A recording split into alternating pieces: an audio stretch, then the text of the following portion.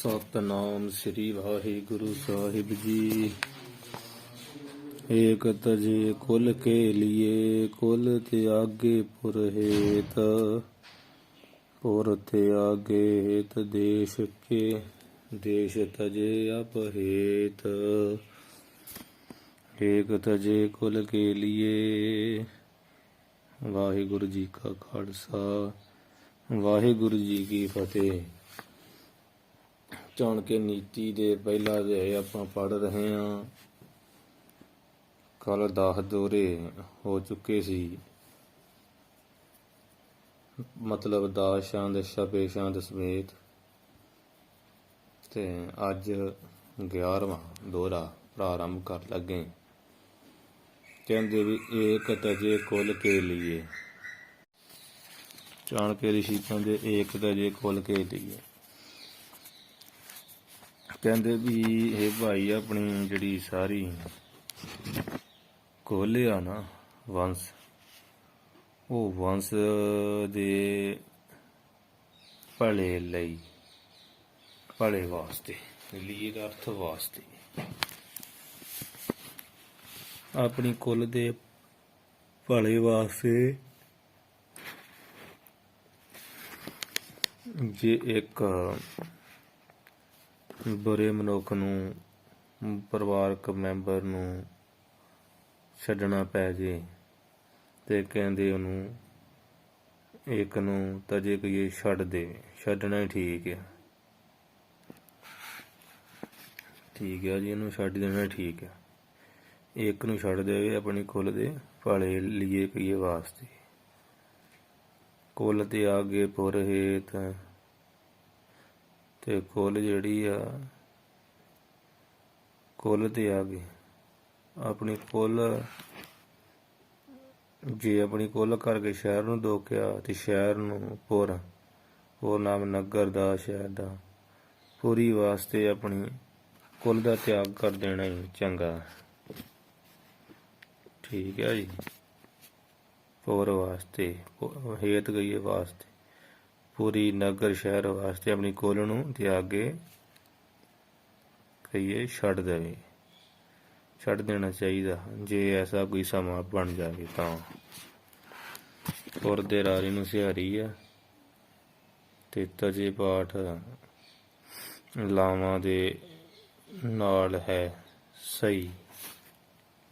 ਕਈ ਥਾਵਾਂ 'ਚ ਦਲਾਵਾਂ ਨਾ ਕੀਤਾ, ਅਰਥ ਇੱਕ ਹੀ ਬਣਨਾ, ਚਾਹੇ ਉਹ ਲਾਵਾਂ ਨਾਲ ਤੇ ਭਾਵੇਂ ਉਹ ਦਲਾਵਾਂ ਨਾਲ। ਮੁੱਖ ਪਾਠ ਏਕ ਤਜੈ, ਤਜੇ ਲਾਵਾਂ ਨਾਲ ਹੀ ਸਹੀ ਹੈ। ਫਿਰ ਪੁਰ ਤਿਆਗੇ ਹਿਤ ਦੇਸ਼ ਕੇ, ਇੱਥੇ ਹੀ ਪੁਰ ਦੇ ਰਾਰਨ ਸਿਆਰੇ ਹੈ।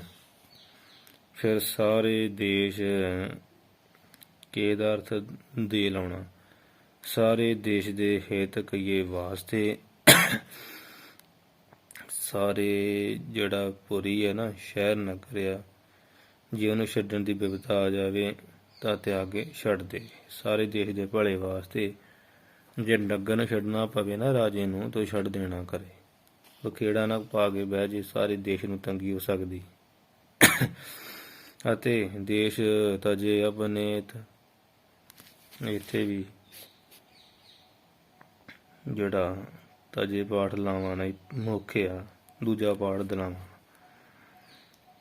ਦੇਸ਼ ਤਜੇ ਅਪਨੇਤ, ਅਪਨੇਤ ਦਾ ਅਰਥ ਆਪਣੇ, ਤੇ ਆਪਣੇ ਵਾਸਤੇ ਜਿਹੜਾ ਨਾ ਉਹ ਆਪਣੇ ਭਲੇ ਵਾਸਤੇ ਜੇਕਰ ਦੇਸ਼ ਛੱਡਣਾ ਪਵੇ ਤੇ ਸਾਰਾ ਦੇਸ਼ ਹੀ ਤਜੇ ਕਹੀਏ ਛੱਡ ਦੇਵੇ, ਬੈਠਾ ਨਾ ਰਵੇ।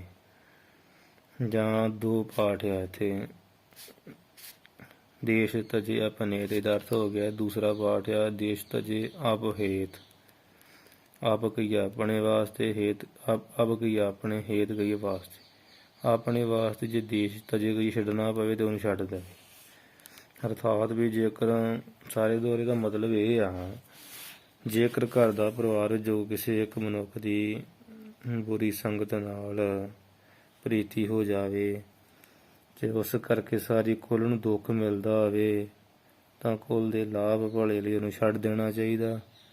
ਵੀ ਜੇ ਇੱਕ ਘਰ ਦਾ ਜੀ ਉਹਦੇ ਇਹਨਾਂ ਨੇ ਸਤਿਆਨਾਸ਼ ਹੀ ਕੀਤਾ ਪਿਆ, ਸ਼ਰਾਬ ਪੀਂਦਾ, ਲਾਂਭੇ ਦਵਾਉਂਦਾ, ਕਈ ਬਖੇੜਾ ਕਰਦਾ, ਬਾਕੀ ਟੱਬਰ ਠੀਕ। ਤਾਂ ਉਹਨੂੰ ਇੱਕ ਨੂੰ ਕਹਿੰਦੇ ਛੱਡ ਦੇਣਾ ਚਾਹੀਦਾ ਰਾਜਨੀਤੀ ਦੇ ਮੁਤਾਬਕ। ਆਪਾਂ ਭਾਵੇਂ ਨਹੀਂ ਛੱਡਦੇ, ਪਰ ਬਖੇੜਾ ਦੁੱਖ ਹੀ ਸਗੋਂ ਸੇੜਦੇ ਜੇ ਨਹੀਂ ਛੱਡਦੇ। ਤੇ ਇਸੇ ਪ੍ਰਕਾਰ ਹੀ ਕੁੱਲ ਤਿਆਗੇ ਪੁਰ ਹੇਤ, ਜੇਕਰ ਆਪਣੀ ਕੁੱਲ ਨੂੰ ਛੱਡਣ ਨਾਲ ਸਾਰੇ ਸ਼ਹਿਰ ਨੂੰ ਸੁੱਖ ਮਿਲਣ ਡਿਆ ਤੇ ਕੁੱਲ ਛੱਡ ਦੇਣੀ ਚਾਹੀਦੀ। ਜੇ ਆਪਣੇ ਸ਼ਹਿਰ ਨੂੰ ਛੱਡਣ ਕਰਕੇ ਦੇਸ਼ ਦਾ ਭਲਾ ਹੁੰਦਾ ਤੇ ਦੇਸ਼ ਛੱਡਦੇ ਹੋ,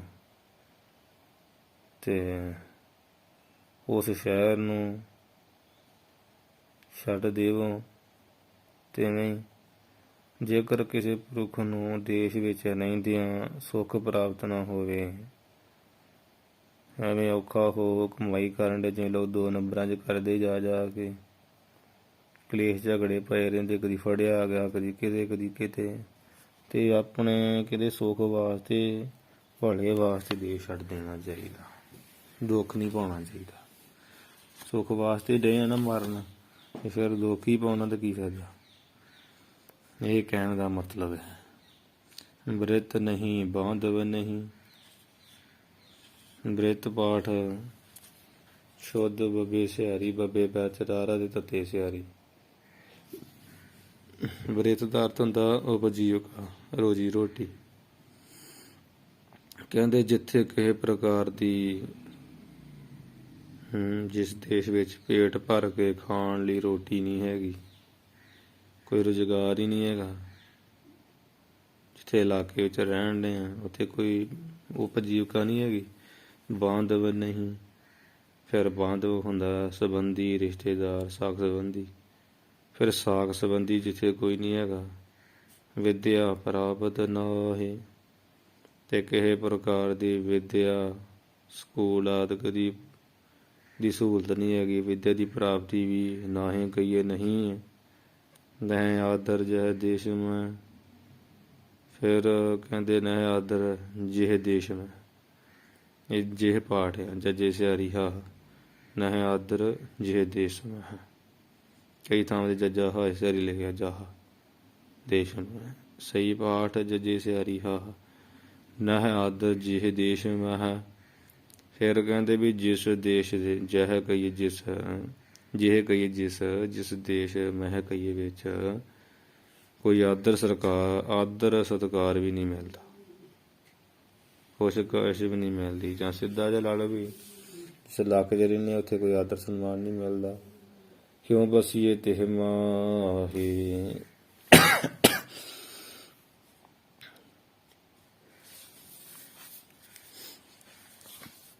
ਕਹਿੰਦੇ ਵੀ ਫਿਰ ਇਹ ਜਿਹੇ ਦੇਸ਼ ਵਿੱਚ ਕਿਉਂ ਰਹੀਏ, ਭਾਵ ਕਿਉਂ ਵਸੀਏ ਉਹ ਦੇਸ਼ ਤੇ ਕਹੀਏ ਉਸ ਦੇਸ਼ ਦੇ ਵਿੱਚ,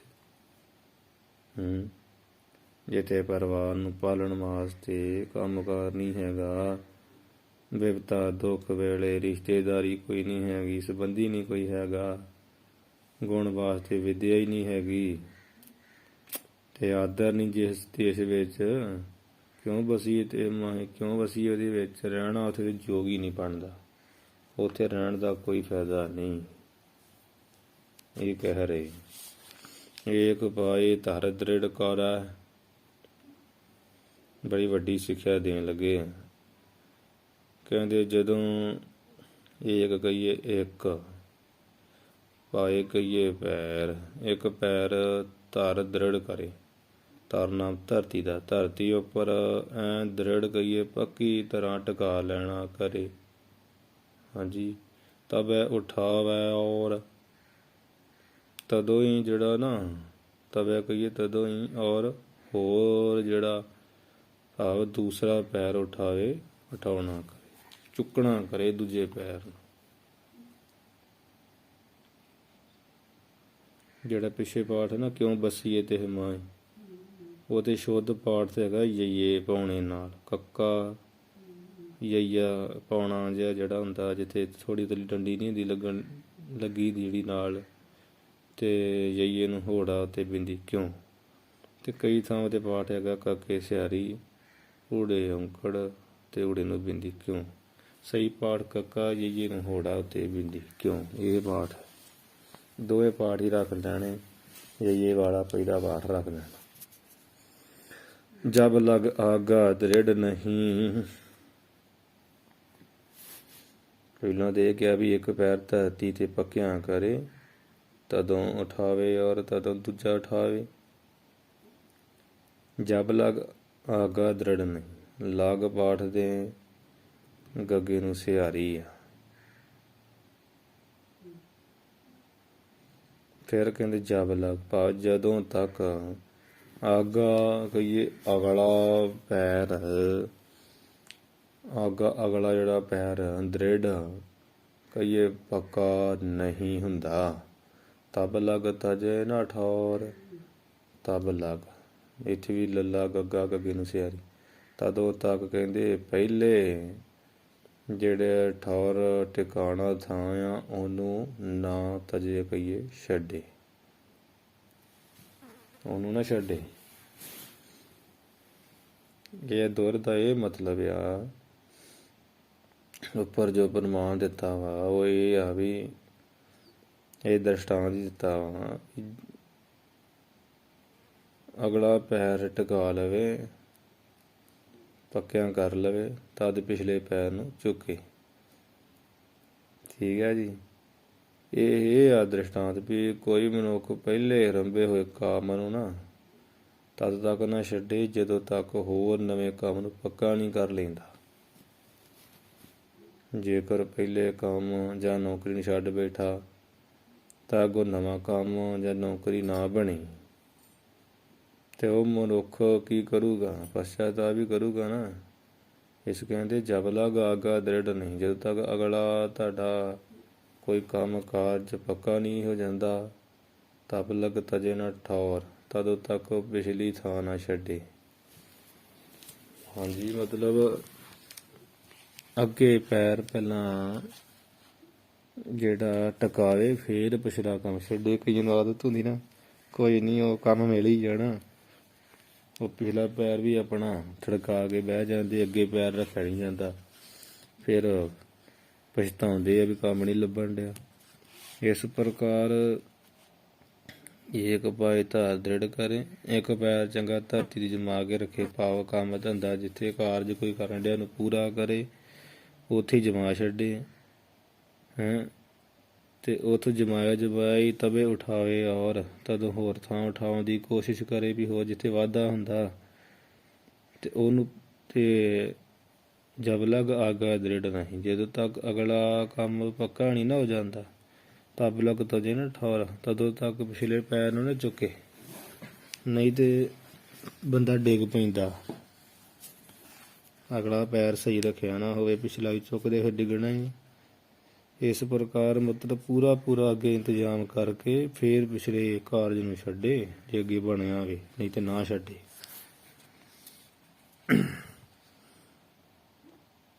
ਪਾਠ ਨਾਲ ਨਾਲ ਸੋਧੀ ਜਾਣੇ ਜੋ ਦੱਸ ਰਹੇ। ਜਹਾਂ ਸਾਹੋ ਨਹਿ ਨਦੀ ਨਹਿ। ਹੁਣ ਫਿਰ ਦੋਰੇ ਚ ਕਹਿੰਦੇ ਵੀ ਜਹਾਂ ਸਾਹੋ ਨਹਿ ਨਦੀ ਨੇ ਜਿੱਥੇ ਕੋਈ ਮਦਦ ਕਰਨ ਵਾਲਾ ਗਰਜ ਪੂਰੀ ਕਰਨ ਵਾਲਾ ਸਾਹੂ ਕਹੀਏ ਸਾਹੂਕਾਰ ਨਹੀਂ ਹੈਗਾ। ਨਦੀ ਨਹਿ ਪਾਣੀ ਦੀ ਸਹੂਲਤ ਵਾਸਤੇ ਕੋਈ ਨਦੀ ਵੀ ਨਹੀਂ ਹੈਗੀ ਪਾਣੀ ਵਾਸਤੇ। ਵੈਦ ਜੋਤ ਕੀ ਨਾਹੇ। ਇੱਥੇ ਵੈਦ ਦੇ ਪਾਠ ਸਹੀ ਆ ਵਾਵੇ ਦਲਾਵਾਂ ਦੱਦਾ ਪਾਉਣਾ ਜਈਆ। ਵੈਦ ਦੇ ਕਈ ਥਾਵਾਂ ਤੇ ਵੈਦ ਪਾਠ ਉਹ ਦੂਜਾ ਪਾਠ ਰੱਖ ਲਓ। ਵੈਦ ਪਾਠ ਸਹੀ ਹੈ ਜਿੱਥੇ ਜਈਆ ਨਾਲ ਪਾਉਣਾ ਲੱਗਾ। ਵੈਦ ਜੋਤ ਕੀ ਨਾਹੇ। ਫਿਰ ਬਿਮਾਰੀ ਦਾ ਇਲਾਜ ਕਰਨ ਵਾਲਾ ਜਿਹੜਾ ਵੈਦ ਹਕੀਮ ਡਾਕਟਰ ਆ ਚੰਗੀ ਸਲਾਹ ਦੇਣ ਵਾਲਾ ਚੰਗੇ ਮਾੜੇ ਸਮੇਂ ਬਾਰੇ ਦੱਸਣ ਵਾਲਾ। ਫਿਰ ਜੋਤ ਕੀ ਕੋਈ ਜੋਸ਼ ਹੀ ਨਹੀਂ। ਬਿਮਾਰੀ ਦਾ ਇਲਾਜ ਕਰਨ ਵਾਲਾ ਵੈਦ ਨਹੀਂ ਆ ਜਿੱਥੇ ਫਿਰ ਜੋਤਿਸ਼ੀ ਨਹੀਂ ਆ। ਚੰਗੇ ਮਾੜੇ ਸਮੇਂ ਤੇ ਦੱਸਣ ਵਾਲਾ ਨਛੱਤਰ ਆਦਿ ਦੱਸਣ ਵਾਲਾ ਜਿਹੜਾ ਗਣਿਤ ਵਿਦਿਆ ਜਾਣਦਾ ਹੋਵੇ। ਤਾਰਾ ਵਿਗਿਆਨੀ ਉਹ ਵੀ ਨਹੀਂ ਉੱਥੇ ਹੈਗਾ ਜਿਸ ਇਲਾਕੇ ਵਿੱਚ ਨ ਰਹੀ ਹੈ ਤੇ ਦੇਸ਼ ਮੈਂ ਕਹਿੰਦੇ ਵੀ ਫਿਰ ਤੇ ਕਹੀਏ ਉਸ ਦੇਸ਼ ਵਿੱਚ ਨਹਿ ਰਹੀਏ, ਨਹੀਂ ਰਹੀਏ ਕਹੀਏ ਰਹਿਣਾ ਚਾਹੀਦਾ। ਜੇ ਦੇਸ਼ 'ਚ ਇਹ ਚੀਜ਼ਾਂ ਨਹੀਂ ਨਾ ਹੈਗੀਆਂ ਚਾਰ, ਜੋਤਸ਼ੀ, ਵੈਦ, ਸ਼ਾਹੂਕਾਰ ਤੇ ਨਦੀ, ਨਾ ਰਹੀਏ ਉਹ ਦੇਸ਼ 'ਚ ਚਾਰੋ ਨਹਿ ਜਿਹੇ ਮਾਹੇ। ਜਿਸ ਦੇਸ਼ ਦੇ ਵਿੱਚ ਚਾਰੋਂ ਨਹਿ, ਚਾਰੋਂ ਹੀ ਨਹੀਂ ਚੀਜ਼ਾਂ ਹੈਗੀਆਂ। ਕਿਉਂਕਿ ਪੁਰਾਣੇ ਸਮੇਂ ਵਿੱਚ ਮਨੁੱਖ ਨੂੰ ਕਦੇ ਨਾ ਕਦੇ ਨਾ ਚਾਹਾਂ ਸ਼ਾਹੂਕਾਰ, ਨਦੀ, ਵੈਦ, ਜੋਤਸ਼ੀ ਦੀ ਲੋੜ ਪੈਂਦੀ ਰਹਿੰਦੀ ਸੀ। ਹੁਣ ਤੇ ਚਲੋ ਬੜੀਆਂ ਸਹੂਲਤਾਂ ਹੋ ਜਾ, ਹੋਰ ਚੱਕਰ ਹੋ ਗਿਆ, ਨਵਾਂ ਯੁੱਗ, ਨਵੀਂ ਤਕਨੀਕ ਵੀ ਅਚਾਨਕ ਰੁਪਈਆਂ ਦੀ ਪੈਸੇ ਫੜ ਲਈ, ਸ਼ਾਹੂਕਾਰ ਦੀ ਲੋੜ ਪੈ ਜਾਣੀ ਤੇ ਲੋਕਾਂ ਲੈ ਆਉਣੇ। ਪਾਣੀ ਦੇ ਵਰਤਣ ਲਈ ਉਸ ਸਮੇਂ ਨਦੀ ਦੀ ਬਹੁਤ ਜ਼ਰੂਰਤ ਹੁੰਦੀ ਸੀ। ਪਹਿਲਾਂ ਨਦੀਆਂ ਦੀ, ਖੂਹਾਂ ਦੀ, ਨਾਲਿਆਂ ਦੀ ਤੇ ਰੋਗਾਂ ਦੀ ਨਿਵਰਤੀ ਲਈ ਵੈਦ ਦੀ ਜ਼ਰੂਰਤ ਪੈਂਦੀ ਹੈ। ਹੁਣ ਦੇ ਹਿਸਾਬ ਨਾਲ ਵੀ ਤੁਸੀਂ ਲਾ ਸਕਦੇ ਜੇ। ਚੰਗੇ ਮੰਦੇ ਸਮੇਂ ਚੰਗੀ ਸਲਾਹ ਲੈਣ ਲਈ ਜੋਤਸ਼ੀ, ਗਣਿਤ, ਵਿਦਿਆ ਦੀ ਜ਼ਰੂਰਤ ਪੈਂਦੀ ਸੀ, ਸਾਹੇ ਸੂਹੇ ਕੱਢਣ। ਪਰ ਜਿੱਥੇ ਚਾਰੋਂ ਨਾ ਹੁੰਦੇ ਤਾਂ ਉੱਥੇ ਜੀਵਨ ਬਤੀਤ ਕਰਨਾ ਬੜਾ ਮੁਸ਼ਕਿਲ ਹੋ ਜਾਂਦਾ ਸੀ। ਇਸ ਲਈ ਪੁਰਾਣੇ ਸਮੇਂ ਵਿੱਚ ਇਹਨਾਂ ਦਾ ਹੋਣਾ ਹਰ ਇੱਕ ਦਾ ਵਸ਼ ਚਾਹੀਦਾ ਹੀ ਸੀ, ਲੋੜੀਂਦਾ ਸੀ। ਪਰ ਜਿੱਥੇ ਇਹ ਨਾ ਹੋਣ ਉੱਥੇ ਪੁਰਸ਼ ਨਾ ਰਹੇ, ਕਹਿਣ ਦਾ ਮਤਲਬ। ਅੱਜ ਵੀ ਤੁਹਾਡੀ ਮਦਦ ਕਰਨ ਵਾਲਾ ਸ਼ਾਹੂਕਾਰ, ਕੋਈ ਪਾਣੀ ਦਾ ਜਿੱਥੇ ਪ੍ਰਬੰਧ ਨਹੀਂ ਹੈਗਾ, ਇਲਾਕੇ ਹੁਣ ਵੀ ਹੈ, ਡਾਕਟਰ ਨੇੜੇ ਨਹੀਂ ਆ, ਕੋਈ ਚੰਗੀ ਸਲਾਹ ਦੇਣ ਵਾਲਾ ਆਦਮੀ ਨਹੀਂ ਆ, ਉਸ ਇਲਾਕੇ ਵਿੱਚ ਰਹਿਣਾ ਨਹੀਂ ਚਾਹੀਦਾ। ਦੇਸ਼ ਦਾ ਅਰਥ ਹੁੰਦਾ ਇਲਾਕਾ, ਜਾਂ ਦੇਸ਼ ਦਾ ਅਰਥ ਦੇਸ਼ ਹੀ ਹੈ।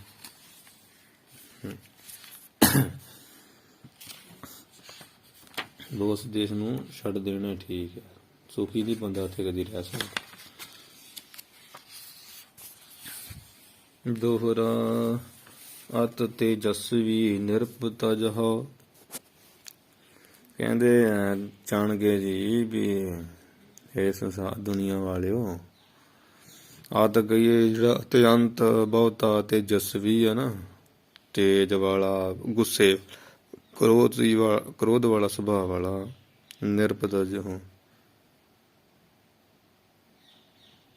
ਨਰੇ ਪਾਠ ਸਹੀ ਹੈ ਤੇ ਨੰਨੇ ਸਿਆਰੀ ਪੈਰ ਚਰਾਰਾ ਪੱਪਾ, ਨਿਰਭ ਪਾਠ ਨਹੀਂ ਸਹੀ। ਨਰੇ ਪਤਾ ਜਹੋ, ਉਹ ਰਾਜੇ ਦਾ ਜਿਹੜਾ ਸਾਥ ਤੁਸੀਂ ਤਜੋ ਛੱਡਦੇ, ਜਿਹੜਾ ਰਾਜਾ ਬੜਾ ਕ੍ਰੋਧੀ। ਤਜੀਹੋ ਕਪਟੀ ਮੀਤ, ਕਪਟੀਆ, ਛਲੀਆ, ਫਰੇਬੀ, ਧੋਖਾ ਕਰਨ ਵਾਲਾ ਜਿਹੜਾ ਮਿੱਤਰ ਆ, ਉਹ ਮਿੱਤਰ ਨੂੰ ਵੀ ਕਹਿੰਦੇ ਛੱਡਦੇ ਆ। ਇਹਨਾਂ ਲੋਕਾਂ ਦਾ ਤੁਹਾਨੂੰ ਕੋਈ ਲਾਹਾ ਨਹੀਂ ਹੈ। ਸੁਆਮੀ ਤਜੀਹੋ ਅਤ ਕ੍ਰਿਪਣ, ਸੁਆਮੀ ਕਹੀਏ ਮਾਲਕ,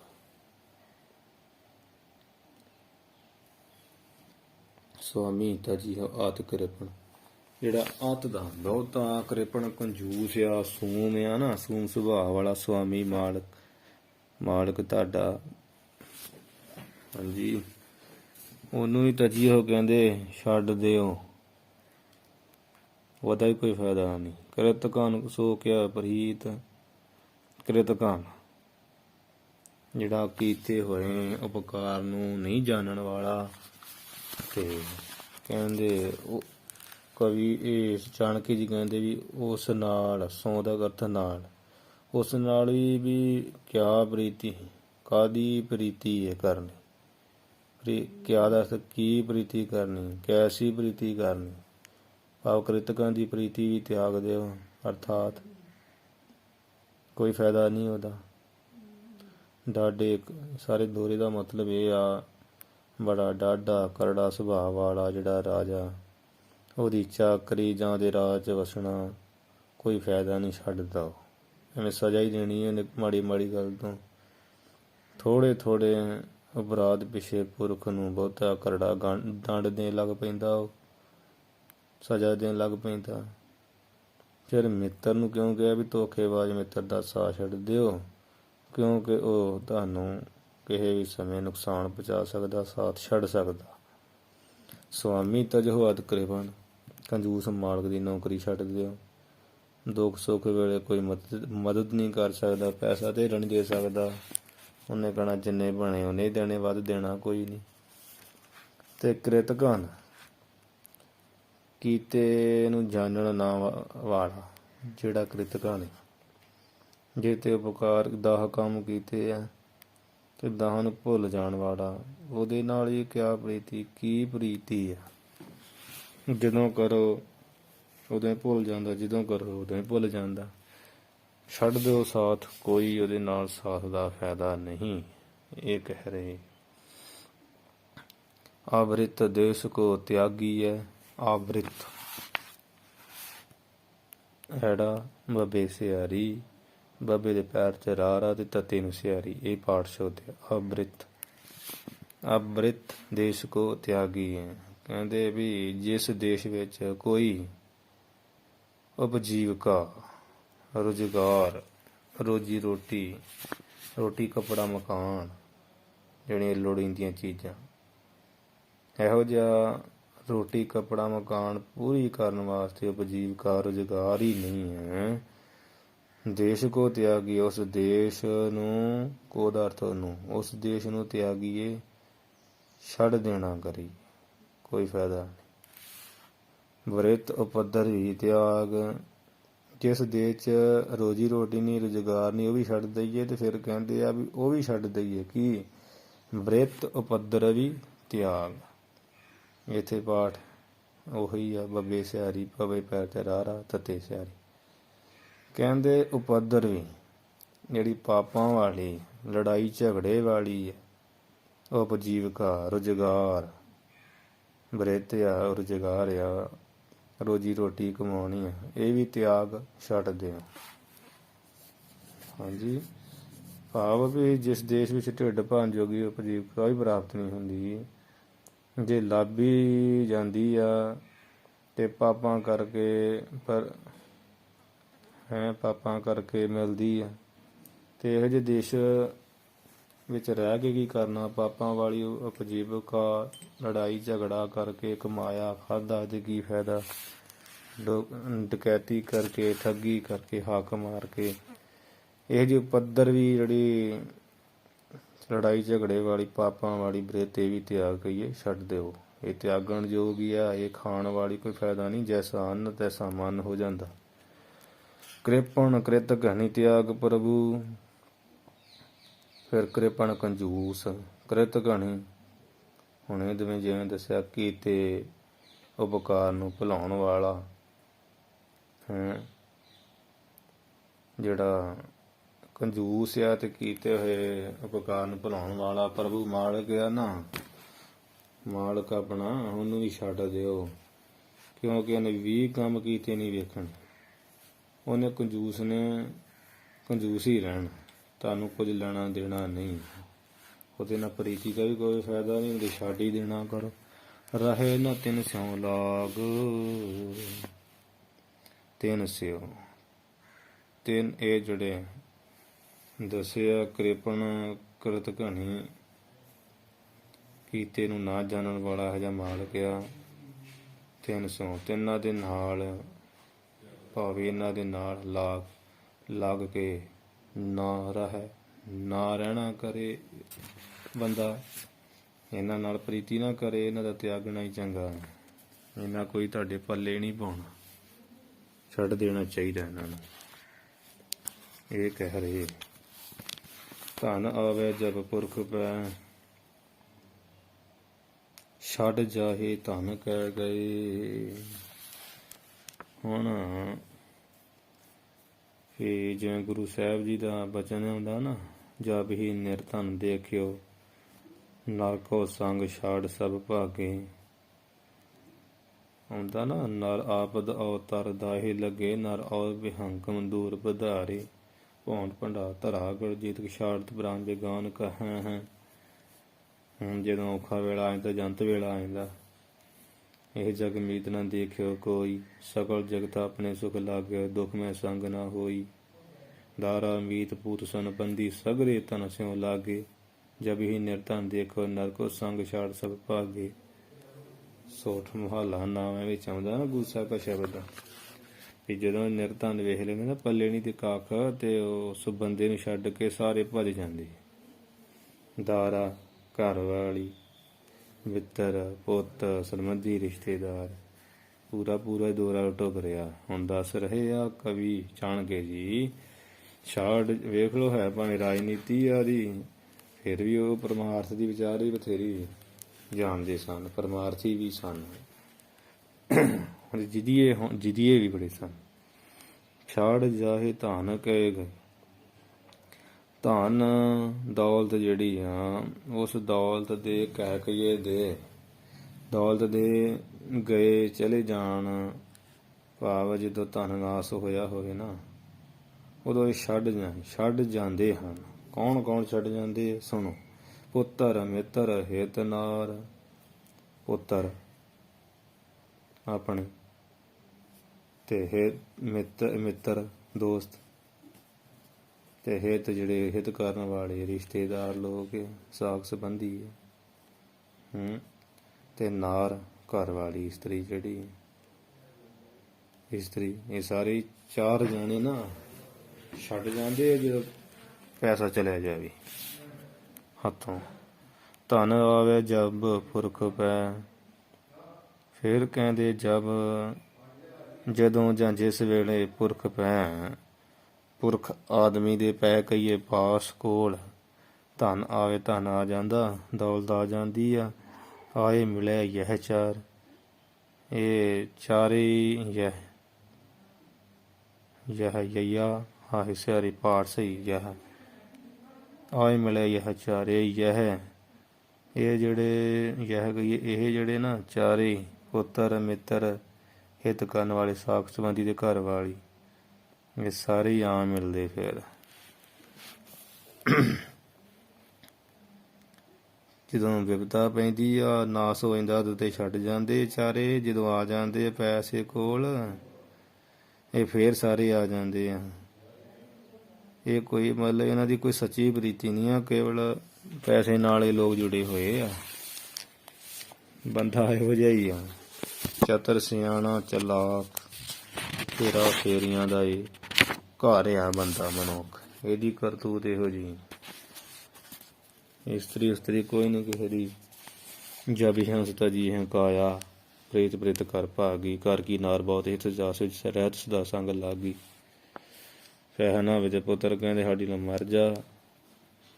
ਮਿੱਤਰ ਕਹਿੰਦੇ ਸਾਡੇ ਕੋਲ ਟਾਈਮ ਨਹੀਂ ਗਾ। ਬੱਟੇ ਜਿਵੇਂ ਕਣਕ ਵੱਢਿਆਂ ਬਟੇਰੇ ਭੱਜ ਜਾਂਦੇ, ਪੈਸੇ ਜਾਣ ਨਾਲ ਵੀ ਭੱਜ ਜਾਂਦੇ। ਜਿਵੇਂ ਪ੍ਰੇਮੇ ਕੋੜੀ ਨਾ ਹੋਈ ਸੀ ਗੁਰੂ ਅਮਰਦਾਸ ਮਹਾਰਾਜ ਵੇਲੇ। ਸੋ ਰਹੋ ਵਿਚਾਰ, ਆਖਰੀ ਅਰਥ ਇੰਨਾ ਹੀ। ਨਰ ਦਾਤਾ ਮੈਂ ਚਾਤਰੀ। ਕਹਿੰਦੇ ਹੈ ਭਾਈ, ਜਿਸ ਥਾਂ ਤੇ ਜਿਹੜਾ ਨਰ ਦਾਤਾ ਕਹੀਏ ਦਾਨੀ ਪੁਰਖ ਆ, ਹਾਂਜੀ, ਜਾਂ ਨਰ ਦਾਤਾ ਇਕੱਠਾ ਪਾਠ ਵੀ ਨਰ ਪੁਰਸ਼ ਦਾਤਾ ਦਾਨੀ ਪੁਰਖ, ਤੇ ਅੱਡ ਪਾਠ ਕਰਕੇ ਨਰ ਦਾਤਾ। ਨਰ ਅਰਥ ਹੁੰਦਾ ਸੂਰਮੇ ਦਾ, ਨਰ ਦਾ ਅਰਥ ਹੁੰਦਾ ਮਨੁੱਖ ਦਾ, ਤੇ ਸੂਰਵੀਰ ਵੀ ਹੁੰਦਾ ਅਰਥ। ਜਿਸ ਥਾਂ ਤੇ ਦਾਨੀ ਪੁਰਖ ਜਾਂ ਵੀ ਨਰ ਕਹੀਏ ਸੂਰਮਾ, ਦਾਤਾ ਫਿਰ ਕਹੀਏ ਦਾਨੀ। ਸੂਰਮਾ ਵੀ, ਦਾਨੀ ਵੀ, ਸੂਰਵੀਰ ਐਸਾ ਹੋਏ। ਜਾਂ ਜਿੱਥੇ ਜਿਸ ਥਾਂ ਤੇ ਨਰ ਦਾਤਾ ਕਹੀਏ ਦਾਨੀ ਪੁਰਖ ਜਾਂ ਸੂਰਮਾ ਸੂਰਵੀਰ ਐਸਾ, ਤੇ ਫਿਰ ਮੈਂ ਕਹੀਏ ਵਿੱਚ ਨਰ ਦਾਤਾ ਮੈਂ ਚਾਤਰੀ। ਜਿੱਥੇ ਵੀ ਸੂਰਵੀਰ, ਦਾਨੀ, ਸਮਝਦਾਰ, ਸਨਮ, ਹਾਂਜੀ, ਦਾਨੀ, ਜਿਸ ਦੇਸ਼ ਵਿੱਚ ਨਰ ਦਾਤਾ ਸੂਰਵੀਰ ਦਾਨੀ ਸਮਝਦਾਰ ਚਾਤਰੀ ਕਹੀਏ ਚਤਰਾਈ ਲੱਜਾ ਧਰਮ ਨਾ ਹੈ ਕਿਸੇ ਦੀ ਸ਼ਰਮ ਅਤੇ ਧਰਮੀ ਮਨੁੱਖ ਸ੍ਰੇਸ਼ਟ ਧਰਮ ਨਹੀਂ ਹੈ। ਜਿਸ ਥਾਂ ਤੇ ਕਹਿ ਰਹੇ ਨੇ ਥੱਲੇ ਆ ਜਾਣਾ ਨਾ ਵੀ ਜਿੱਥੇ ਪੰਜੇ ਨਹੀਂ ਹੈਗੇ, ਇਸ ਕਰਕੇ ਅਰਥ ਲਾਉਣ ਵਾਸਤੇ ਵੀ ਜਿੱਥੇ ਨਰ ਦਾਤਾ ਕਹੀਏ ਸੂਰਮਾ ਮਨੁੱਖ ਜਾਂ ਦਾਨੀ ਜਾਂ ਸੂਰਬੀਰ, ਫਿਰ ਚਾਤਰੀ ਕਹੀਏ ਸਿਆਣਾ ਸਮਝਦਾਰ ਅਕਲ ਵਾਲਾ, ਫਿਰ ਲੱਜਾ ਧਰਮ ਨਾ ਹੈ ਤੇ ਲੱਜਾ ਜਿਹੜੀ ਆ ਇਹ ਸ਼ਰਮ ਨਹੀਂ ਜਿੱਥੇ ਹੈਗੀ, ਧਰਮ ਨਾ ਹੈ। ਫਿਰ ਜਿੱਥੇ ਆਪਣਾ ਧਰਮ ਨਹੀਂ ਹੈਗਾ ਜਾਂ ਧਰਮੀ ਮਨੁੱਖ ਨਹੀਂ ਜਿੱਥੇ ਹੈਗੀ, ਤਾਂ ਨਾ ਰਹੀਏ ਇੱਕ ਦਿਨ, ਤਾਂ ਕਹੀਏ ਉੱਥੇ ਤੇ ਭਾਈ ਇੱਕ ਦਿਨ ਵੀ ਨਾ ਰਹੀਏ, ਰਹਿਣਾ ਹੀ ਨਹੀਂ ਚਾਹੀਦਾ ਇੱਕ ਦਿਨ। ਜਹ ਇਹ ਪਾਂਚੋ ਨਾ ਹੈ, ਜਾਂ ਕਹੀਏ ਜਿੱਥੇ ਇਹ ਉਪਰੋਕਤ ਜਿਹੜੇ ਦੱਸੇ ਨਾ ਇਹ ਪੰਜੇ ਨਹੀਂ ਹੈਗੇ। ਪੰਜ ਕਿਹੜੇ ਆ? ਨਰ ਦਾਤਾ, ਦਾਨੀ ਪੁਰਖ, ਫਿਰ ਚਾਤਰੀ ਕਹੀਏ ਸਮਝਦਾਰ, ਲੱਜਾ ਕਹੀਏ ਇੱਜ਼ਤਦਾਰ ਜਿੱਥੇ ਵੀ ਸ਼ਰਮ ਨਹੀਂ ਹੈਗੀ, ਫਿਰ ਜਿੱਥੇ ਧਰਮ ਨਹੀਂ ਹੈਗਾ ਜਾਂ ਧਰਮੀ ਪੁਰਸ਼ ਨਹੀਂ ਹੈਗਾ। ਇਹ ਜੇ ਪਾਂਚੋਂ ਨਾ ਪੰਜੇ ਵੀ ਪੰਜ ਨਰ ਦਾਤਾ ਕਹੀਏ ਵੀ ਨਰ ਦਾ ਅਰਥ ਹੁੰਦਾ ਸੂਰਮਾ, ਸਿੱਧੀ ਜੀ ਗੱਲ, ਸੂਰਬੀਰ। ਜਿੱਥੇ ਸੂਰਬੀਰ ਨਹੀਂ ਹੈਗਾ ਫਿਰ ਦਾਤਾ ਦਾਨੀ ਨਹੀਂ ਕੋਈ ਹੈਗਾ, ਦੋ ਹੋ ਗਏ। ਤੀਜਾ ਚਾਤਰੀ ਸਮਝਦਾਰੀ ਅਕਲ ਵਾਲਾ ਨਹੀਂ ਹੈਗਾ। ਚੌਥਾ ਜਿੱਥੇ ਲੱਜਿਆ ਇੱਜ਼ਤ ਮਾਣ ਸਨਮਾਨ ਸ਼ਰਮ ਨਹੀਂ ਜਿੱਥੇ ਹੈਗੀ, ਧਰਮ ਨਾ ਹੈ ਤੇ ਧਰਮੀ ਨਹੀਂ ਜਿੱਥੇ ਆਪਣਾ ਹੈਗਾ ਜਾਂ ਧਰਮੀ ਪੁਰਸ਼ ਨਹੀਂ ਹੈਗਾ। ਕਹਿੰਦੇ ਉੱਥੇ ਇੱਕ ਦਿਨ ਨਾ ਰਹੀਏ ਜਿੱਥੇ ਪੰਜੇ ਨਹੀਂ ਹੈਗੇ, ਉੱਥੇ ਤਾਂ ਕੋਈ ਫਾਇਦਾ ਨਹੀਂ, ਨਾ ਉੱਥੇ ਤੁਹਾਡੀ ਇੱਜ਼ਤ ਹੋਣੀ, ਨਾ ਧਰਮੀ ਕੋਈ ਹੈਗਾ, ਨਾ ਕੋਈ ਸਮਝਦਾਰ ਸਮਝਾਉਣ ਵਾਲਾ, ਨਾ ਕੋਈ ਦਾਨੀ, ਨਾ ਕੋਈ ਸੂਰਬੀਰ, ਉੱਥੇ ਰੱਖਿਆ ਕੀ ਹੋਣੀ। ਜਿੱਥੇ ਵੀ ਕੋਈ ਸੂਰਬੀਰ ਨਾ ਹੋਵੇ ਉੱਥੇ ਰਹਿ ਕੇ ਮਨੁੱਖ ਡਰਪੋਕ ਹੀ ਬਣ ਜਾਂਦਾ। ਜਿੱਥੇ ਕੋਈ ਦਾਨ ਪੁੰਨ ਕਰਨ ਵਾਲਾ ਨਾ ਹੋਵੇ ਉੱਥੇ ਰਹਿ ਕੇ ਆਦਮੀ ਕੰਜੂਸ ਬਣ ਜਾਂਦਾ। ਵੇਖ ਹੀ ਹੋਣਾ ਰੰਗ ਚੜ੍ਹਨਾ, ਕਹਿੰਦੇ ਨਾ ਗਵਾਂਢੀ ਦੀ ਰੂਪ ਨਹੀਂ ਮੱਤ ਤੇ ਆਈ ਜਾਂਦੀ। ਫਿਰ ਜਿਸ ਸਥਾਨ ਦੇ ਕੋਈ ਸਮਝਦਾਰ ਅਕਲ ਵਾਲਾ ਨਾ ਹੋਵੇ ਉੱਥੇ ਰਹਿ ਕੇ ਮਨੁੱਖ ਵੀ ਇਹੋ ਜਿਹਾ ਹੀ ਬੇਅਕਲਾ ਮੂਰਖੀ ਬਣ ਜਾਂਦਾ। ਫਿਰ ਜਿੱਥੇ ਕੋਈ ਸ਼ਰਮ ਨਹੀਂ ਹੈਗੀ ਉੱਥੇ ਰਹਿ ਕੇ ਬੰਦਾ ਵੀ ਸ਼ਰਮਿੰਦਾ ਹੀ ਹੋ ਜਾਂਦਾ। ਜਾਂ ਲੱਜਾ ਦਾ ਅਰਥ ਹੁੰਦਾ ਵੀ ਇੱਜ਼ਤਦਾਰ ਸਨਮਾਨ, ਜਿੱਥੇ ਸਨਮਾਨ ਨਾ ਬੰਦੇ ਦਾ ਆਵੇ ਉੱਥੇ ਬੰਦੇ ਦੀ ਆਪਣੀ ਅਣਖ ਉਣਖ ਨਹੀਂ ਰਹਿੰਦੀ, ਉੱਥੇ ਦੇ ਬੇਇੱਜ਼ਤਾਬ ਹੋਈਦਾ ਤੇ ਦੂਜਿਆਂ ਨੂੰ ਕਰੀਦਾ। ਜਿੱਥੇ ਰਹਿ ਗਿਆ ਆਪਣਾ ਧਰਮੀ ਨਾ ਬਚੇ ਉੱਥੇ ਰਹਿਣਾ ਨਹੀਂ ਚਾਹੀਦਾ, ਨਹੀਂ ਤਾਂ ਆਦਮੀ ਨਾਸਤਕ ਬਣ ਜਾਂਦਾ। ਜਾਂ ਜਿੱਥੇ ਧਰਮੀ ਪੁਰਖ ਨਹੀਂ ਹੈਗਾ ਉੱਥੇ ਵੀ ਤੁਸੀਂ ਧਰਮੀ ਨਹੀਂ ਰਹੋਗੇ, ਧਰਮੀ ਹੋ ਜਾਓਗੇ। ਇਹ ਕਹਿਣ ਦਾ ਮਤਲਬ ਹੈ। ਕਈ ਥਾਵਾਂ ਦੇ ਪਾਠ ਆਪਾਂ ਕੀਤਾ ਨਾ, ਨਰ ਦਾਤਾ ਮੈਂ ਚਾਤਰੀ, ਜਿੱਥੇ ਇਹ ਚੀਜ਼ਾਂ ਨਹੀਂ ਹੈਗੀਆਂ। ਕਈ ਪਾਠ ਐਵੇਂ, ਦੂਸਰਾ ਪਾਠ ਐਵੇਂ ਵੀ ਆਉਂਦਾ ਨਰ ਦਾਤਾ ਭੈ ਚਾਤਰੀ ਲੱਜਾ ਧਰਮ, ਐਵੇਂ ਪੰਜ ਜੋੜਦੇ ਵੀ ਨਰ ਦਾਤਾ ਕਹੀਏ ਦਾਨੀ ਪੁਰਖ, ਭੈ ਕਹੀਏ ਜਿੱਥੇ ਡਰ, ਤੇ ਚਾਤਰੀ ਚਤਰਾਈ, ਲੱਜਾ ਤੇ ਸ਼ਰਮ, ਧਰਮੀ ਮਨੁੱਖ ਜਾਂ ਸ੍ਰੇਸ਼ਟ ਧਰਮ। ਜਿੱਥੇ ਇਹ ਪੰਜ ਚੀਜ਼ਾਂ ਨਹੀਂ ਹੈਗੀਆਂ ਵੀ ਡਰ ਨਹੀਂ ਕਿਸੇ ਦਾ ਹੈਗਾ, ਦਾਨੀ ਪੁਰਖ ਨਹੀਂ ਹੈਗਾ, ਸਮਝਦਾਰੀ ਨਹੀਂ ਹੈਗੀ, ਤੇ ਲੱਜਾ ਸ਼ਰਮ ਨਹੀਂ ਜਿੱਥੇ ਹੈਗੀ, ਧਰਮ ਨਹੀਂ ਹੈਗਾ, ਉੱਥੇ ਤਾਂ ਕਹਿੰਦੇ ਇੱਕ ਦਿਨ ਆ ਰਹੀ। ਬਾਂਧ ਪ੍ਰੀਛਾ ਭੀਰ ਹੈ, ਇਹ ਭਾਈ ਬਿਪਤਾ ਸਮੇਂ ਸਾਕ ਸੰਬੰਧੀਆਂ ਦੀ ਪਰਖ ਹੁੰਦੀ ਹੈ। ਬਾਂਧ ਪ੍ਰੀਛਾ ਭੀਰ ਹੈ, ਜਦੋਂ ਭੀੜ ਪੈਂਦੀ ਨਾ ਬਿਪਤਾ ਪੈਂਦੀ, ਤੇ ਬਿਪਤਾ ਦੇ ਸਮੇਂ ਬਾਂਦ ਸੰਬੰਧੀਆਂ ਦੀ ਜਿਹੜੀ ਪ੍ਰੀਖਿਆ ਕਹੀਏ ਪ੍ਰੀਖਿਆ ਹੁੰਦੀ ਕਿ ਹੁਣ ਸਾਥ ਨਿਭਾਉਂਦੇ ਆ ਕਿ ਨਹੀਂ ਨਿਭਾਉਂਦੇ। ਕਾਰਜ ਪ੍ਰੀਖਿਆ ਦਾਸ ਕਾਰਜ ਕੱਕੇ ਕੰਨਾ ਰਾ ਯਈਆ ਪਾਠ ਕਾਰਜ। ਤੇ ਕਿਸੇ ਜਦੋਂ ਕਾਰਜ ਕੰਮ ਪੈਂਦਾ ਤੇ ਕੰਮ ਦੇ ਸਮੇਂ ਦਾਸ ਨੌਕਰ ਚਾਕਰ ਸੇਵਕ ਦੀ ਜਿਹੜੀ ਪ੍ਰੀਖਿਆ ਹੁੰਦੀ ਆ, ਇਹ ਹੁਣ ਵੀ ਸਹੀ ਕੰਮ ਕਰਦਾ ਕੀ ਕਰਦਾ, ਕਿੱਦਾਂ ਦਿਮਾਗ ਵਰਤਦਾ। ਮਿੱਤਰ ਪ੍ਰੀਖਿਆ ਆਪ ਦਾ, ਤੇ ਮਿੱਤਰ ਦੀ ਪ੍ਰੀਖਿਆ ਕੋਈ ਪ੍ਰੀਖਿਆ ਜਿਹੜੀ ਆ ਉਹ ਵੀ ਬਿਪਤਾ ਸਮੇਂ ਹੁੰਦੀ, ਮੁਸ਼ਕਲ ਸਮੇਂ ਹੁੰਦੀ। ਤ੍ਰੀਆ ਪ੍ਰੀਖਿਆ ਧਨ ਨਾਸ ਤ੍ਰੀय ਤਤੇ ਸਿਆਰੀ ਪੈਰ ਚ ਰਾਰਾ ਯਈਆ। ਤ੍ਰੀय ਪ੍ਰੀਖਿਆ ਕਈ ਥਾਵਾਂ ਦੇ ਪਾਠ ਤਤੇ ਸਿਆਰੀ ਤੇ ਤਤੇ ਨੂੰ ਤਤੇ ਬਿਹਾਰੀ ਤਤੇ ਪੈਰ ਚ ਰਾਰਾ ਤੇ ਯਈਆ ਤ੍ਰੀय। ਸਿਹਾਰੀ ਨਾ ਹੋਵੇ ਬਿਹਾਰੀ ਨਾ ਹੋਵੇ, ਪਾਠ ਤ੍ਰੀਆ ਹੀ ਪੜ੍ਹਿਆ ਜਾਣਾ। ਕਈ ਤਰਿਆ ਪੜ੍ਹਦੇ ਤ੍ਰੀਆ ਪਾਠ ਪੜ੍ਹਿਆ ਜਾਣਾ। ਤ੍ਰੀਆ ਪ੍ਰੀਖਿਆ ਧਨ ਨਾਸ। ਤੇ ਇਸਤਰੀ ਘਰ ਵਾਲੀ ਦੀ ਪ੍ਰੀਖਿਆ ਹੁੰਦੀ ਆ ਪੈਸੇ ਨਾਸ ਹੋਣ ਤੇ ਖਤਮ ਹੋਣ ਤੇ। ਮਤਲਬ ਜੇ ਮਿੱਤਰ ਨੇ ਸਾਥ ਦੇ ਦਿੱਤਾ ਮੁਸ਼ਕਲ ਵੇਲੇ ਤੇ ਪਤਾ ਲੱਗਦਾ ਵੀ ਸੱਚਾ ਮਿੱਤਰ ਹੈ। ਜੇ ਧਨ ਨਾ ਹੋਏ ਇਸਤਰੀ ਸਾਥ ਦਿੰਦੀ ਆ ਸਮਝ ਲਓ ਵੀ ਸੱਚੀ ਇਸਤਰੀ ਹੈ। ਇਹ ਰਿਸ਼ਤਿਆਂ ਦੀ ਪਰਖਣਾ ਹੁੰਦੀ ਆ, ਰਿਸ਼ਤੇਦਾਰਾਂ ਦੀ, ਦਾਸ ਦੀ, ਮਿੱਤਰ ਦੀ ਤੇ ਇਸਤਰੀ ਦੀ, ਵੱਖੋ ਵੱਖਰੇ ਤਰੀਕਿਆਂ ਨਾਲ। ਤੇ ਜੇ ਆਖੇ ਪੈਸਾ ਨਹੀਂ ਹੈਗਾ ਬਿਪਤ ਭਰੀ ਸਭ ਹੀ ਸੰਗ ਛਾਟ ਆਵਤ ਨੇਰੇ ਵਾਲੀ ਗੱਲ ਹੋ ਜੀ ਇਸਤਰੀ ਵੱਲੋਂ, ਜਾਂ ਸਾਰੇ ਭੱਜ ਭੁੱਜ ਜਾਣ ਤੇ ਫਿਰ ਤੇ ਸਮਝ ਲਓ ਤੁਹਾਡੇ ਕੁਝ ਨਹੀਂ ਲੱਗਦੇ। ਤੁਲਸੀਦਾਸ ਜੀ ਨੇ ਰਮਾਇਣ ਦੇ ਵਿੱਚ ਬੜਾ ਸੋਹਣਾ ਲਿਖਿਆ, ਬਾਂਧ ਪ੍ਰੀਖਿਆ ਭੀੜ ਹੈ। ਮਤਲਬ ਵੀ ਭੀੜਾ ਬਣੇ ਤੇ ਸਾਕ ਸੰਬੰਧੀ ਭੁੱਲ ਜਾਂਦੇ ਹੁੰਦੇ। ਕੰਮ ਵੇਲੇ ਨੌਕਰ ਦਾ ਪਤਾ ਲੱਗਦਾ, ਮੁਸੀਬਤ ਵਿੱਚ ਦੁੱਖ ਦੀ ਪਰਖ ਹੁੰਦੀ ਹੈ, ਤੇ ਗਰੀਬੀ ਵਿੱਚ ਘਰ ਵਾਲੀ ਕਿੰਨਾ ਸਾਥ ਦਿੰਦੀ। ਅਸਲ ਵਿੱਚ ਇਹਨਾਂ ਦਾ ਪਤਾ ਉਦੋਂ ਹੀ ਲੱਗਦਾ ਇਹ ਚਾਰ ਸਮਿਆਂ ਦੇ ਵਿੱਚ ਵੱਖੋ ਵੱਖਰੇ ਜਾਣਿਆਂ ਦਾ।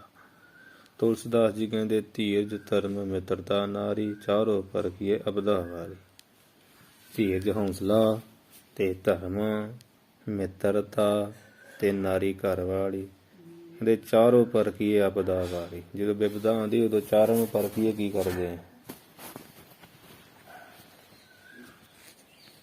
ਸਾਥ ਨਿਭਾਉਂਦੇ ਕਿ ਨਹੀਂ ਨਿਭਾਉਂਦੇ। ਇਹ ਕਹਿੰਦੇ ਰੋਗ ਭੀੜ ਦੁਰਭਿੱਖ ਮੈਂ। ਰੋਗ ਬਿਮਾਰੀ ਸਮੇਂ ਜਿਸ ਬਿਮਾਰੀ ਸਮੇਂ ਜਿੱਦਾਂ ਰੋਗ ਲੱਗ ਗਿਆ ਤੇ ਭੀੜ ਮੁਸੀਬਤ ਬਿਪਤਾ ਮੁਸ਼ਕਲ ਆ ਗਈ, ਉਸ ਸਮੇਂ ਮੁਸੀਬਤ ਵਿੱਚ ਦੁਰਭਿੱਖ ਮੈਂ। ਦੁਰ ਕਹੀਏ ਅਨ ਸੰਕਟ ਆ ਜਾਣਾ, ਕਾਲ ਪੈ ਜਾਣਾ। ਦੁਰਭਿੱਖ ਦਾ ਅਰਥ ਕਾਲ ਪੈ ਜਾਣਾ। ਦੁਰਭਿੱਖ ਦਾ ਅਰਥ ਕਾਲ ਦੇ ਸਮੇਂ। ਇਹਨਾਂ ਰੋਗ ਸਮੇਂ ਭੀੜ ਸਮੇਂ ਤੇ ਕਾਲ ਦੇ ਸਮੇਂ ਵਿੱਚ ਮੈਂ ਕਹੀਏ ਵਿੱਚ ਰਾਜ ਦਵਾਰ ਸਨਮਾਨ। ਫਿਰ ਰਾਜ ਦਵਾਰੇ ਤੇ ਸਨਮਾਨ ਮਿਲਣ ਸਮੇਂ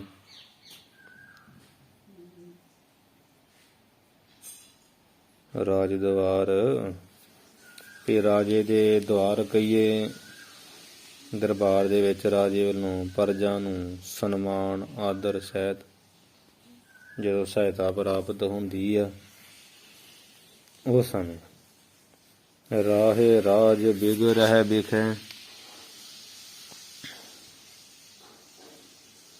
ਐਸੇ ਰਾਜੇ ਦਾ ਰਾਜ ਭਾਗ ਬੇ ਕਹੀਏ ਵਿਸ਼ੇਸ਼ ਗ੍ਰਹਿ ਕਹੀਏ ਵਿਸ਼ੇਸ਼ ਕਰਕੇ ਉਸਦੇ ਘਰ ਵਿੱਚ ਰਹਿੰਦਾ ਹੈ। ਐਸੇ ਰਾਜੇ ਦਾ ਜੇਕਰ ਕਿਸੇ ਹੋਰ ਰਾਜੇ ਨਾਲ ਵਿਗਾੜ ਪੈ ਜਾਵੇ ਤਾਂ ਉਸਦਾ ਰਾਜ ਉਵੇਂ ਹੀ ਰਹਿ ਜਾਂਦਾ ਹੈ। ਭਾਵ ਪ੍ਰਜਾ ਉਸ ਰਾਜੇ ਦਾ ਸਾਥ ਦਿੰਦੀ ਹੈ ਤੇ ਵਿਰੋਧੀ ਰਾਜਾ ਐਸੇ ਧਰਮੀ ਰਾਜੇ ਦਾ ਨੁਕਸਾਨ ਨਹੀਂ ਕਰ ਸਕਦਾ। ਹੇ ਭਾਈ ਸੋ ਬਾਂਧਵ ਤੂੰ ਜਾਣ। ਹੇ ਭਾਈ ਤੂੰ ਨਾ ਉਹ ਸੋ ਗਈ ਉਹ ਰਾਜਾ ਆਪਣਾ ਬਾਂਧਵ ਸੰਬੰਧੀ ਜਾਣ ਕੇ ਜਾਣਨਾ ਕਰ। ਉਹ ਰਾਜਾ ਆਪਣਾ ਸੰਬੰਧੀ ਜਾਣਨਾ ਕਰ ਜਿਹੜਾ ਵੀ ਰਾਜ ਭਾਗ ਵਿੱਚ ਘਰ-ਬਾਰ ਵਿੱਚ ਖੁਸ਼ ਜਾਣ ਘਰ-ਬਾਰ ਖੁਸ਼ ਜਾਣ ਜਾਂ ਜੰਗ ਵੇਲੇ ਜੋ ਸਾਥ ਨਾ ਛੱਡੇ ਉਹੀ ਅਸਲ ਵਿੱਚ ਰਿਸ਼ਤੇਦਾਰ ਆ। ਬਾਂਧਵ ਦਾ ਅਰਥ ਸੰਬੰਧੀ ਹੋਈ ਜਾਣ।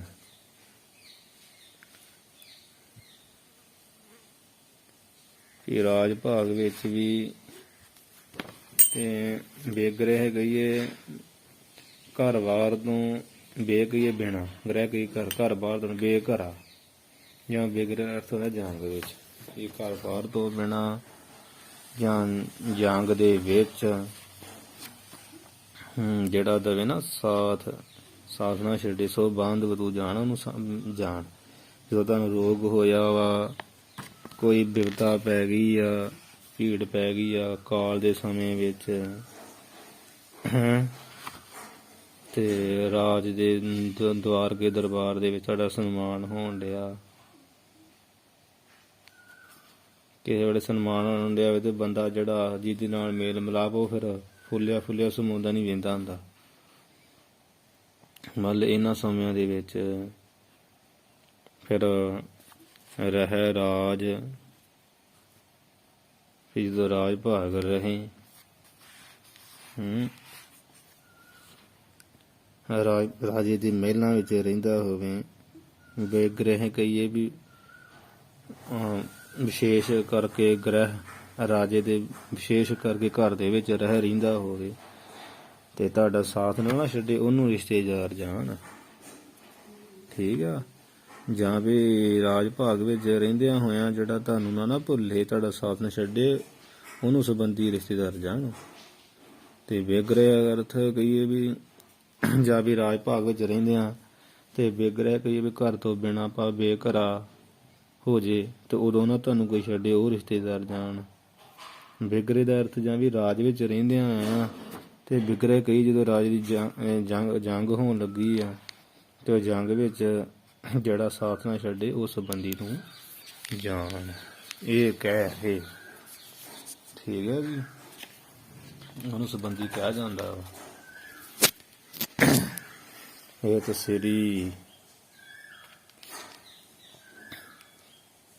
ਰਾਜਨੀਤ ਇਹ ਤਾਂ ਸ੍ਰੀ ਚਾਣਕ ਰਾਜਨੀਤ ਗ੍ਰੰਥ ਨਾਮ ਪ੍ਰਥਮ ਅਧਿਆਏ।